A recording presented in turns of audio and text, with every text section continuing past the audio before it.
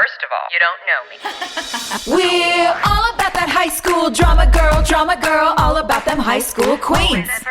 We'll take you for a ride in our comic girl, cheering for the right team. Drama queens, smart girl, rough girl, fashion but you're tough girl. You could sit with us, girl. Drama queens, drama queens, drama queens, drama queens, drama queens. Well, hey, gang, welcome back. Hey, thanks for joining us. You've got Joy and I today. Rob is out, but we've got some good questions from the ladies, so it kind of feels fun. It's like a little girls' chat. It is, I know. Yeah. Welcome to the club. Cozy up. I hope you're ready. Courtney asks, could you please tell us about the process of making the opening song for the podcast? It makes me smile every time I hear it. Thank you all. I've loved listening every week. That's so sweet. That's really sweet. Thanks, Courtney. Yeah. I don't know. I was just goofing around. I mean, I who knows? There is no process. It's just like ideas hit and you follow them down a weird trail. And yeah, I wish I had a specific process. I mean, I know once I started writing the idea of it, that I wanted it to be fun. I wanted it to be short and just give everybody a feeling of like good, happy energy before we launched into each episode. Yeah. And I remember sending you guys like a track and saying, can you voice note in your phone a couple of these lines iconic lines that you said on the show so we can incorporate that. Yeah. And we put it together pretty fast. My friend, Ron Aniello, who spends most of his time producing Bruce Springsteen's records, took a break to help the drama queens because he loves us and I've worked with him for so long, and so he also has just been around One Tree Hill, and it was really fun to rope him in. He was my co-composer on the Notebook musical that I had created with him, so it was really fun to sort of bring that family dynamic back in.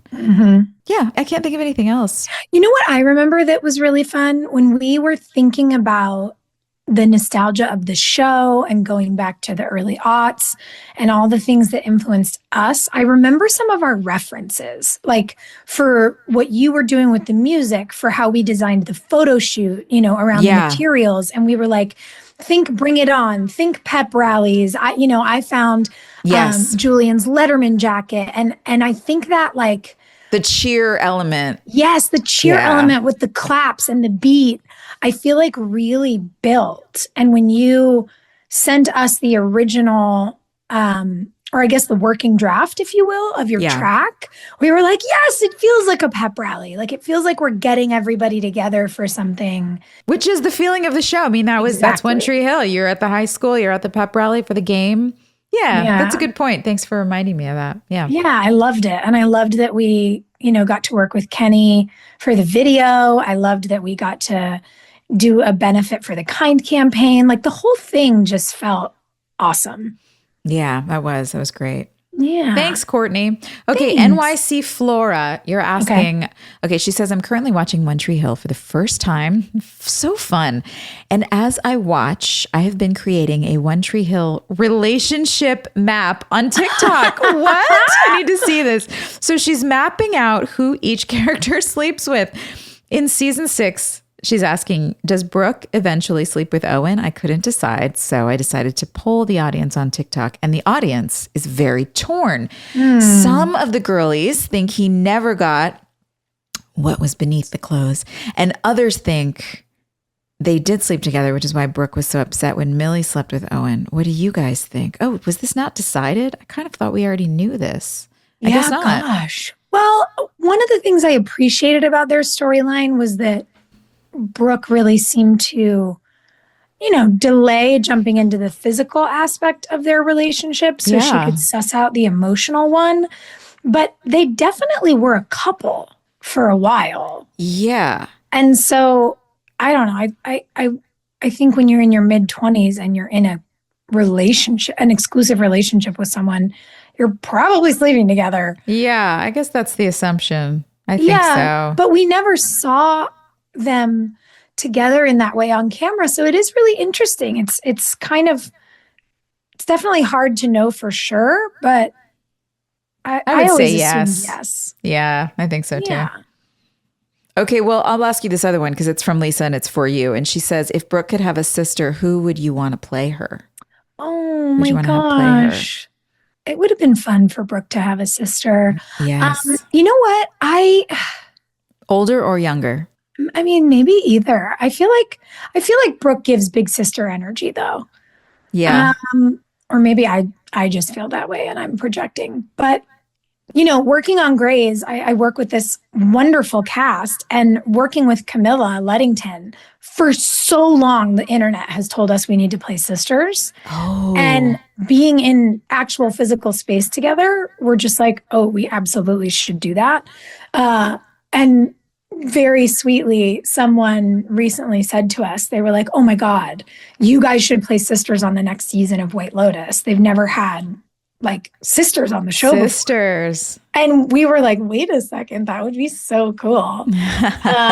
So whether it's, a really twisty turny show like that or something, I would love to play her sister at some point. That's awesome. Yeah. Yeah. Okay. Callie asks, how did you pass the time on set when you were waiting for scenes? Oh, goodness. Ooh. We knit, we read, we wrote, we ate. Mm-hmm. We sat in our trailers and watched movies. We sat around and talked to each other. If anybody brought their dog to set, we'd go play with dogs. Yeah. There were a lot of options. I never have watched a movie in a trailer, I don't think. Really? Well, I remember kind of trying in early days, but the conundrum for me of the wait times on set is you never really know how long they're going to be. Because they'll tell you they need 5 minutes and 25 minutes later, you still haven't done anything. Yeah. But then they'll tell you a turnaround's going to take 30 minutes and it only takes 9. So there's so much kind of hurry up and wait that for me, really getting into things that then I felt like I had to get pulled out of was so hard. Yeah. And I think that's why I really got in the habit of using my spare minutes on set to just pour through all my news articles in a day because they're shorter. And in a way, I could almost read more, but feel less like I was being, cut off in the middle of something, if that makes sense. Interesting. Yeah, it does.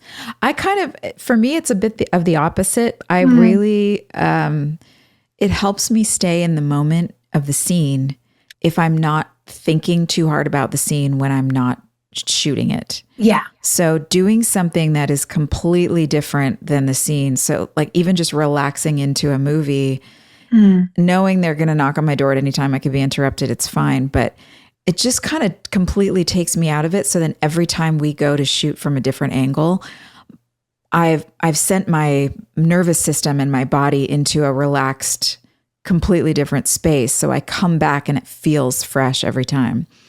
So I really, whether I'm writing, I did used to like to write on set a lot, but I don't do that much anymore because it just feels like too much problem solving. I'm already problem solving on set, understanding my character and the choices and the blocking and all that. So yeah, I really love to just get in my trailer and turn on a show or a movie and relax and disassociate.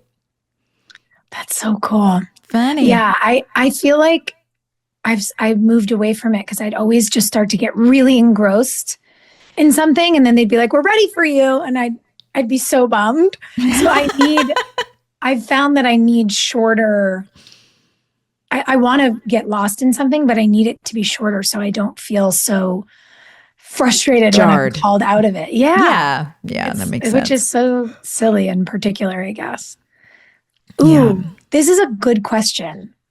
Kirsty Kirst, if you could live in any movie or TV show, which one would it be? Oh, gosh. I mean, there's so many I've never seen, so I'm sure there's going to be a better answer than whatever I give. If I could live in any... I don't know. It's like, I want to say something like a period piece, like a Pride and Prejudice or something, but also life was kind of gross back then, and there was not a lot of good medical care, and women were not treated well. Yeah. I don't know how much has changed really, but in that regard. But yeah, I don't know if I really want to live in that time period, another time period. This is kind of tough. I'm I'm running through in my mind all of the possibilities of like, what shows have I watched recently? Do you have an answer? I don't know. I think this is the thing is that I love living in the real world. So I would like to visit some of these other places, but I actually don't want a reality that exists inside one of these TV shows or movies. That's the reason I like it, is because I can visit it and then go away. Yeah, totally. I agree with that. And I also think so much of a great TV show or a movie is the story of conflict or, some crazy thing is happening. Like you think about Back to the Future or Mission Impossible. I'd love to do those movies. Yeah. But yeah, I wouldn't necessarily want to live it. Feels a little high stress. Yeah. So too. Thanks though.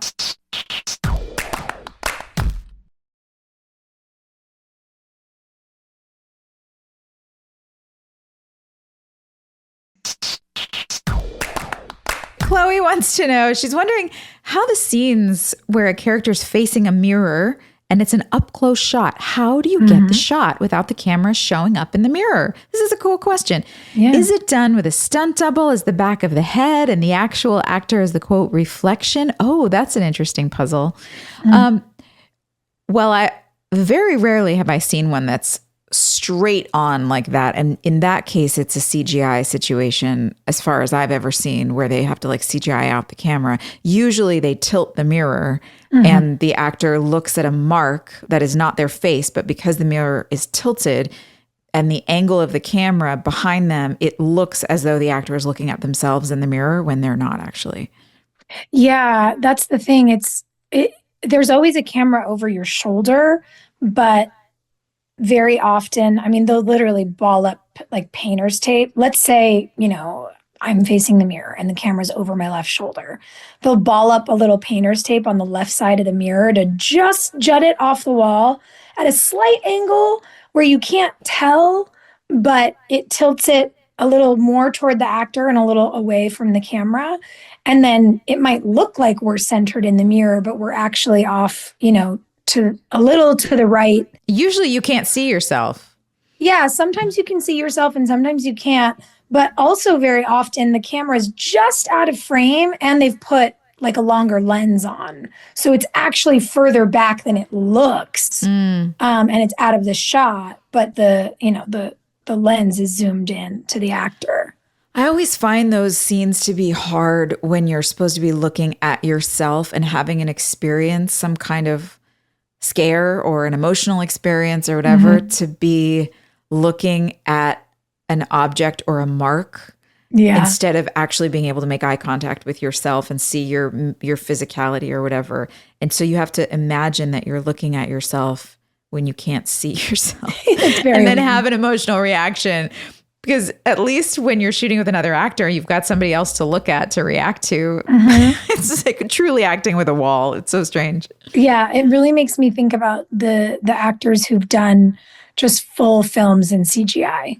Like the actors, the actors in Avatar who literally were just on a soundstage in like suits. A lot of the Marvel stuff too. You're like acting to a monster, a Jurassic Park. They don't exist. Yeah. You're just covered in dots looking up at strings. Yeah, it's so crazy.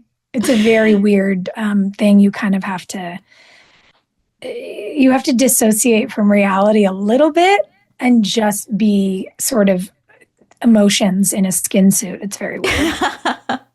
Imagination. Okay, Chris wants to know if you have a ritual you like to do on the weekends, or did you have any growing up?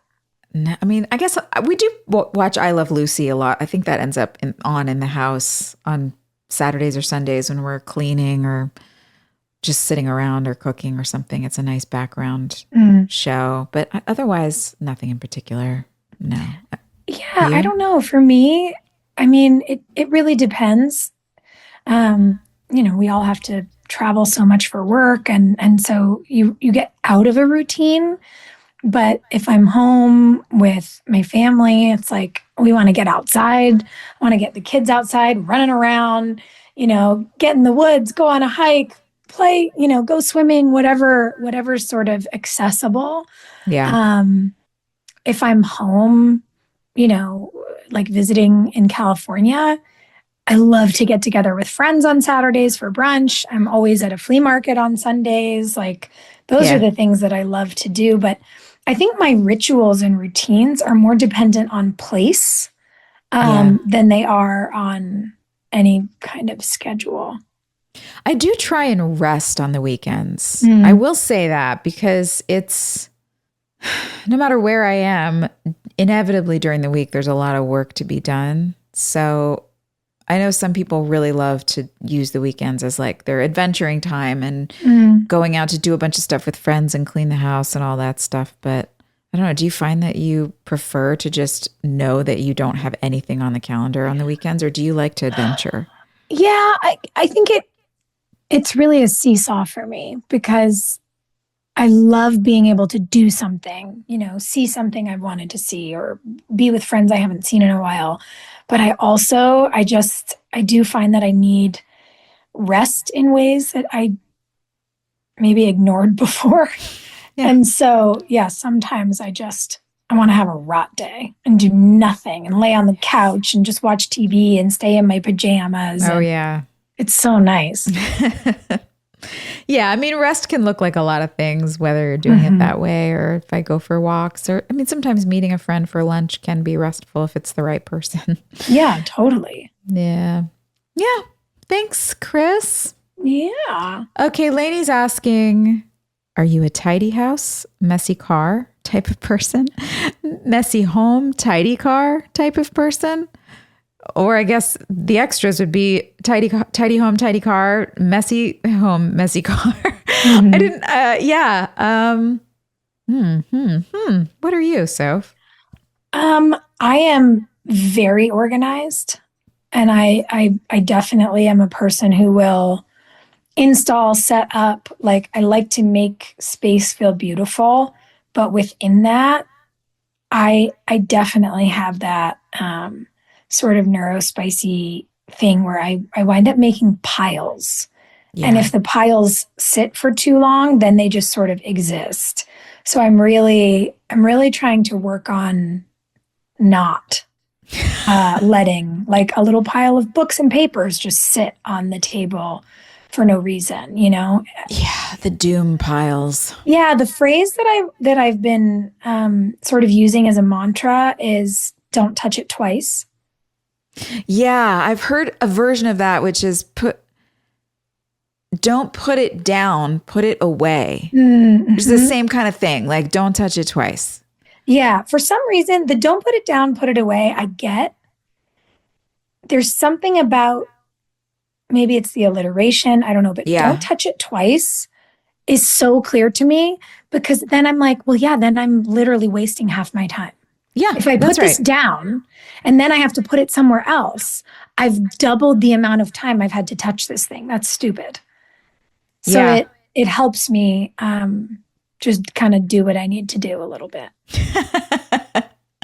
That's so funny. My brain splits it where I'm like, I'm okay touching it twice, but the putting it away part of it goes, okay, I'm going to put it into the room where it belongs. So I'm only doing, but I think I'm splitting the work in half so it doesn't feel like I'm wasting time because it's still the same amount of work. I still have to walk into that room and put it away, but I'm just going to do the putting away part in a separate activity when I'm in that room, putting everything away that I had put in that room. That was going to be my question. Do you organize? Sometimes what I do, especially if I've been on location and I'm coming home and I have all this unpacking to do, I will do a sort of organize my piles very specifically. Like all of this is work for office space. All of this needs to go in the bathroom. All of these items of clothing need to go on hangers. And then these items of clothing need to be folded. And I'll get everything organized like that. And then I'll go pile by pile and actually do it. Yeah. Yeah. There's a lot of that too. Yeah. Yeah. Well, I have been keeping my cars pretty clean, I have to say. That's been one thing that makes life a little bit easier and makes me feel good. It's like doing your nails. You know, when my daughter's like, hey, can so-and-so get a ride home? I'm like, yes, and I'm not embarrassed. Get in the car. Yeah. It's nice. Look at me adulting. Oh, thanks, friends. Thanks for joining us. Can't wait to see you next week. Also, now that we're really down this organizing rabbit hole, what are you all doing at home? Send us your tips and tricks. I want to know what sort of hacks you've come up with. I want a list of all the things you've purchased on Amazon or Wayfair or whatever that help you organize, friends. Tell us what you're doing. What are your my hacks? Container Store list is very good. It's very I don't even good. ever go on the Container Store website. I gotta check that out. Oh my goodness. The Container Store for me. I love the Container Store like I love a public library. Oh, It makes me feel alive. That's so good. Yeah. What makes you feel alive, friends? Tell us. We'll see you soon. Bye. Hey, thanks for listening. Don't forget to leave us a review. You can also follow us on Instagram at Drama Queens OTH. Or email us at dramaqueens@iHeartRadio.com. See you next time. We're all about that high school drama girl, all about them high school queens. We'll take you for a ride in our comic girl, cheering for the right team.